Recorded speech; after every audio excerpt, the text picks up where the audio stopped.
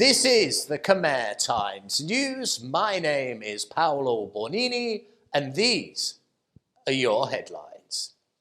Cambodia looks to reclaim its heritage. Road accident rates soar, and why your mobile coverage can be very patchy. But more from our main story. Cambodia continues to try and recover its lost treasures. Many were looted, but a fair proportion was not just looted, but sold when the Khmer Rouge came to power. Literally everything was for sale. They did not believe in any form of religion, and they needed to buy weapons to feed their criminal empire. This caused a cultural apocalypse. Most of the missing pieces are from the ancient Khmer Empire, a Hindu-Buddhist civilization that dominated large areas of Southeast Asia between the 9th and the 15th centuries. The plunder of Cambodia's heritage occurred primarily in the tumultuous era of the 1960s through to the 90s. The routes of the stolen sculptures mainly were through Thailand, and dealers even instructed locals to take art from the temples, paying them just $12 per night. There has been some good news though, when last year a deal was finalised when the antiques dealer Douglas Latchford's daughter returned 125 various works of art to Cambodia, valued at about $50 million. Also in January, Netscape browser creator James Clark surrendered 28 antiquities back to Cambodia, as well as other countries like India, Myanmar and Thailand. He had bought about $35 million of antiques from Latchford between 2003 and 2008, and in a noble gesture had returned them to their homelands. The problem is, looting is not relegated to the pages of history. Even today, in the dead of night, the looters are still destroying a nation's heritage.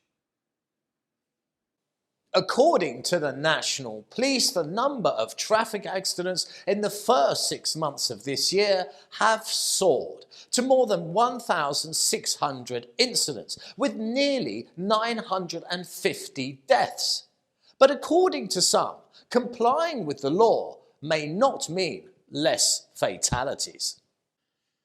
The report stated that there were 942 deaths and over 2,000 injuries. Of those, 1,500 were serious.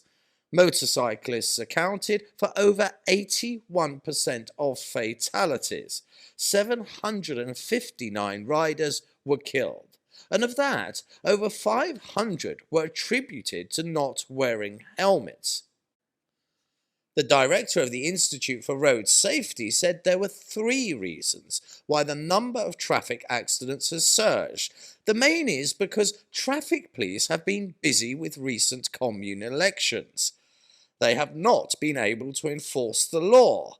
Another factor, with new national roads, the amount of traffic has increased. And the final reason is that there is no COVID-19 lockdown. However, he does admit the overriding cause of traffic accidents is that road users fail to obey the traffic laws.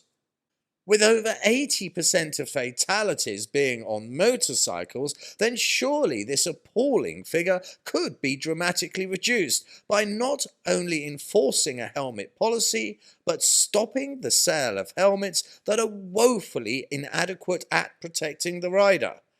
One motorcycle salesman told the Khmer Times that the helmets on sale within the kingdom are so utterly useless you may as well have a china bowl on your head, as they shatter on impact and do absolutely nothing to protect the wearer.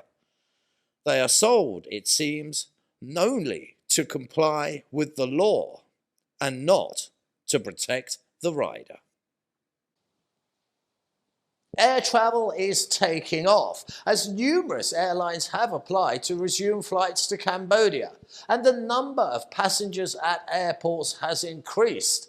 But the numbers are not what people have hoped for, and it may be many years before they recover. In July, 11 new airline companies from China have applied to connect flights to Phnom Penh International Airport. 3 other airlines proposed flights to Siem Reap International, while a further 3 applied for connecting new flights to Chinookville. So far, the state of civil aviation has received proposals for 71,000 flights from airline companies. In the first 6 months of 2022, there was an average of over 6,300 passengers, compared to the 200 passengers during the COVID-19 pandemic. There have been more than 500,000 international tourists visiting Cambodia, and that's a 500% increase compared with the same period of 2021. Tourism is one of the 4 pillars supporting Cambodia's economy. The country attracted over 6.5 million international tourists in 2019, generating a gross revenue of nearly $5 billion. But, according to the Secretary of State, the recovery is going to be very slow indeed, and the kingdom will not see large volumes of foreign tourists until 2026 or even 2027. There has been a huge crackdown on electronic cigarettes. Phnom Penh police this week raided numerous distribution sites.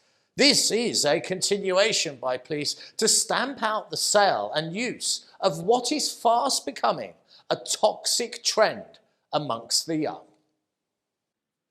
The anti-drug department police raided a distribution site for e-cigarettes and arrested 2 suspects this week.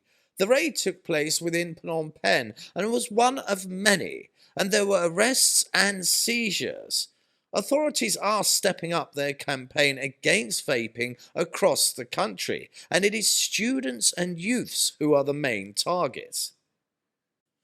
But there is one huge catch, and that is, no legal action can be taken against either the users or the sellers.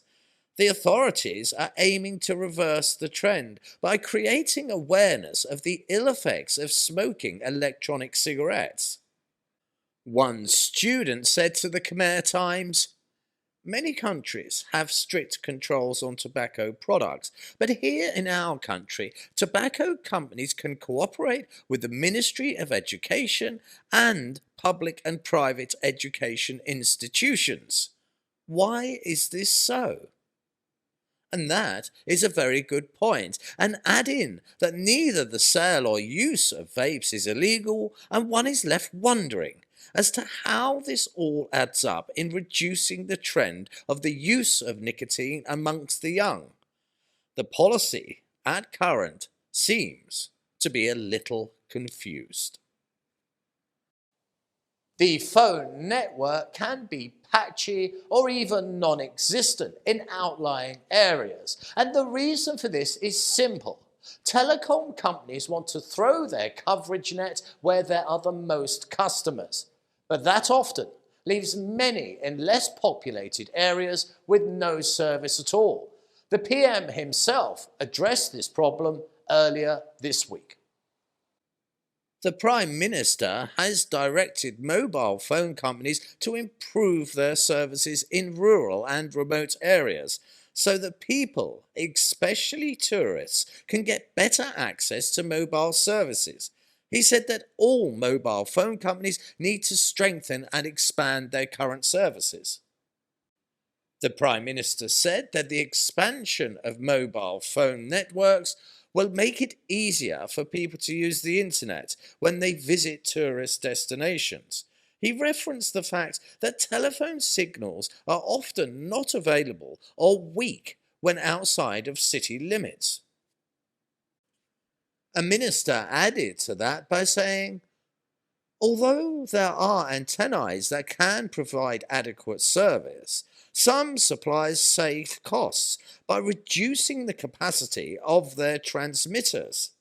They downgrade their supply purely to enhance profits.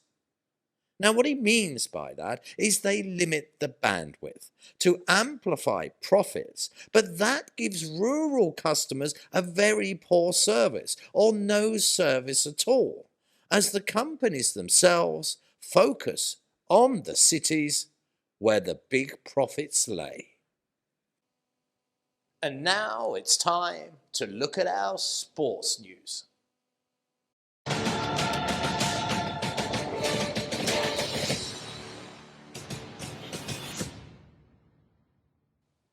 This week was tears and joy in rugby. The All Blacks' first home Test series defeat by Ireland was not acceptable, said their CEO. Ireland won the third Test 32-22 to steal a historic 2-1 series victory. It was New Zealand's first series defeat on home soil in 27 years. England, on the other hand, were victorious. England's defence kept Australia at bay at the end of the third and deciding test to secure it 21-17. England had lost 5 out of 7 matches in 2022 after defeat in the series opener in Perth, but recovered with wins in Brisbane and Sydney to claim only the second ever series win over Australia. It's time to have a look ahead and see what the weather has in store for us next week. It was a dark and stormy night. What an excellent way to start any novel, but it is not what you want to hear when you're heading off down to the shops, and it is all you're going to hear, because there is storms, there is rain, there is thunder, and there is lightning. And for some reason, that's not easing up on the humidity, reaching up into the 90s. So, get your weather max on. It's going to be a rough ride. This has been the Khmer Times News. You can contact myself at the studio by mailing us at ktnewsstudio@gmail.com. Please do subscribe and comment and stay up to date with all the breaking news by following us on both Facebook and Telegram. This has been Paolo Bonini, and that was the week that was. I'll see you next Saturday for your weekly roundup.